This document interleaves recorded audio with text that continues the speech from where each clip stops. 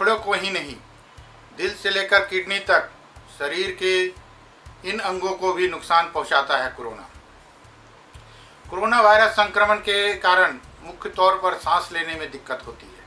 यह मुख्यतः मानव शरीर के फेफड़ों को बुरी तरह प्रभावित करता है, लेकिन नई शोधों से पता चला है कि फेफड़े के अलावा कोरोना वायरस इंसान के दिल, दिमाग, किडनी, तंत्रिका, त्वचा आदि पर भी असर डालता है। अमेरिका, इटली और चीन में हुए शोधों से इस बात के सबूत मिले हैं कि कोरोना वायरस हृदय को भी प्रभावित करता है। इससे होने वाली मौतों में हृदय रोग से पीड़ित लोगों की संख्या ज़्यादा पाई गई है और साथ ही इससे संक्रमित मरीजों के हृदय कोशिकाओं के क्षतिग्रस्त होने के प्रमाण भी मिल चुके हैं। कोरोना संक्रमण के कारण मरीज के शरीर में माइकोकार्डिट्स यानी हृदय की मांसपेशियों में सूजन भी देखी गई है। फेफड़ों पर बुरा प्रभाव। कोविड-19 में सबसे ज़्यादा प्रभाव फेफड़ों पर पड़ता है। चीन में हुए शोध से पता चला है कि कोरोना बीमारी से ठीक हुए मरीजों के फेफड़ों के कुछ हिस्सों ने काम करना बंद कर दिया है। कुछ मरीजों के फेफड़े का 20 से 30% हिस्सा प्रभावित हुआ है। मालूम हो कि फेफड़े का आकार छोटा होने से सांस लेने में क्षमता प्रभावित होती है। प्रभावित व्यक्ति को जल्दी सांस लेना पड़ता है और इसका असर कार्य क्षमता पर भी पड़ता है। नसों में भी सूजन। कोरोना वायरस के कारण शरीर की नसों में भी सूजन देखने को मिला है। डॉक्टरों ने इस बीमारी से मरने वाले मरीजों के शरीर की ऑटोप्सी के दौरान देखा कि इनकी नसों में आंतरिक सूजन पैदा हो गई थी। नसों के जरिए ही खून शरीर के विभिन्न अंगों तक पहुंचता है। नसों में सूजन के कारण खून नहीं पहुंचने से दिमाग समेत शरीर के दूसरे अंग भी काम करना बंद कर देते हैं, जो मौत का कारण बनता है। दिमाग पर भी बुरा असर। कोरोना से पहले फैल चुके सॉर्स और मर्स वायरस ने तंत्रिका कोशिकाएं नर्वस सेल के जरिए दिमाग को नुकसान पहुंचाया था। कोरोना के मामले में जापान में जब तक मरीज की मिर्गी के दौरे पड़ने लगे तो डॉक्टरों ने पाया कि उनके दिमाग में सूजन आ गई है। उन्होंने पाया कि कोरोना वायरस उसके दिमाग तक पहुंच गया है। चीन और जापान के शोधकर्ताओं ने भी पाया है कि कोरोना वायरस दिमाग में पहुंच जाए तो दिमाग की कोशिकाओं को भी नष्ट करने लगता है। किडनी को भी प्रभावित करता है। स्वास्थ्य विशेषज्ञों के मुताबिक कोरोना संक्रमित मरीजों को अगर निमोनिया भी है, उसे वेंटिलेटर की जरूरत पड़ती है तो उसके किडनी को भी नुकसान पहुंच सकता है। निमोनिया की वजह से फेफड़ों में द्रव जमा होने लगते हैं, जिसके हटाने के लिए मरीज को दवा दी जाती है। इन दवाओं से किडनी में होने वाली ब्लड सप्लाई प्रभावित होती है। कोरोना वायरस के कारण खून जमने की स्थिति में भी किडनी तक ब्लड नहीं पहुंच पाता और किडनी में समस्या हो सकती है। त्वचा और तंत्र पर भी प्रभाव। स्किन और नर्वस सिस्टम पर भी इफेक्ट। पिछले दिनों कोरोना से पीड़ित मरीजों की त्वचा पर रेशेज यानी चकत्ते भी पाए गए, जिसे कोविड-19 के लक्षणों में शामिल किया गया। कई मरीजों के पैर की उंगलियां पर बैंगनी रंग की धब्बे दिखाई दिए थे। वहीं चीन के कुछ मरीजों की त्वचा के रंग में बदलाव देखे गए थे। वहीं बेल्जियम में हुए शोध में पता चला कि तंत्रिका कोशिकाओं पर भी कोरोना का असर होता है। तंत्रिका कोशिकाएं कोरोना वायरस के मुख्य तंत्रिका तंत्र में पहुंचने का मुख्य द्वार होती है।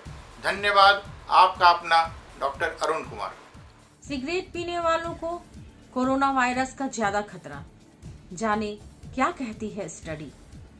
दुनिया भर में कोरोना वायरस के बढ़ते संक्रमण को देखते हुए लोगों से सावधानी बरतने और साफ सफाई का ध्यान रखने की अपील की जा रही है। लोगों से भीड़ जमा करने या फिर भीड़ भाड़ वाली जगहों पर जाने से बचने को कहा गया है। कोरोना वायरस के बारे में लोग सावधान तो हैं ही, लेकिन संकट भी कि कहीं उन्हें इसका ज्यादा खतरा तो नहीं है। कई स्टडी में यह बात तो साबित हो चुकी है कि इम्यून सिस्टम कमजोर होने पर कोरोना संक्रमण का ज्यादा खतरा है। धूम्रपान करने वालों को भी कोरोना संक्रमण का बहुत ज्यादा खतरा है। कुछ अन्य रिपोर्ट से भी ऐसी बात कही गई है। आइए जानते हैं इस बारे में विस्तार से। स्मोकिंग यानी धूम्रपान आपके फेफड़ों पर बुरा असर करता है। कोरोना वायरस के बारे में विशेषज्ञ बताते हैं कि यह वायरस हमारे फेफड़ों तक पहुंचता है और सांस लेने में तकलीफ जैसी समस्याएं पैदा करता है। फेफड़ों में पहुंचकर यह ब्लड सर्कुलेशन को प्रभावित करता है और हमारे अंगों तक पहुंचने में रोक देता है। ऐसे में फेफड़ों का कमजोर होना कोरोना संक्रमण की स्थिति में खतरनाक हो सकता है। कोरोना वायरस के सीधे फेफड़ों पर वार करने का मतलब यह है कि आपके फेफड़े मजबूत नहीं हैं, तो वायरस का मुकाबला कैसे करेंगे?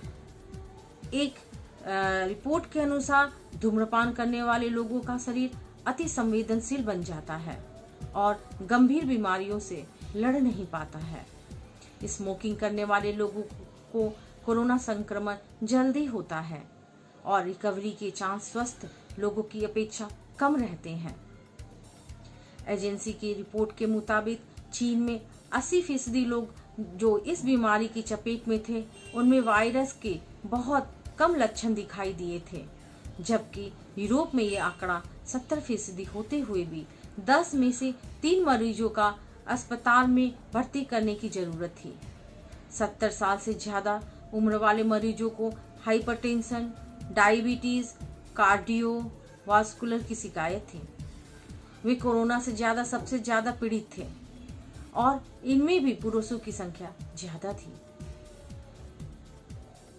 अन्य स्टडी से बताया गया है कि धूम्रपान करने से फेफड़ों में एंजाइम की क्रियाशीलता बढ़ जाती है।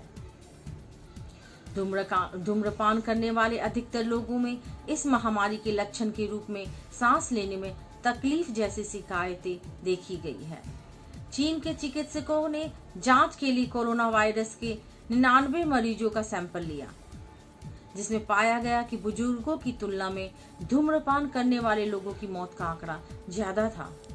एक रिपोर्ट के अनुसार जो लोग ज्यादा धूम्रपान करते थे, उन्हें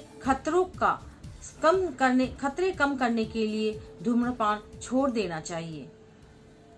वैज्ञानिक का कहना है कि स्वस्थ लोगों के मुकाबले धूम्रपान करने वालों को निमोनिया होने का खतरा दुगना होता है। कोरोना वायरस पीड़ित का इलाज इस बात पर आधारित होता है कि मरीज के शरीर को सांस लेने में मदद की जाए और शरीर के रोग प्रतिरोधक क्षमता को बढ़ाया जाए, ताकि व्यक्ति का शरीर खुद वायरस से लड़ने में सक्षम हो जाए। इसलिए विशेषज्ञ धूम्रपान छोड़ने की सलाह देते हैं। मैं ललिता कुमारी, धन्यवाद।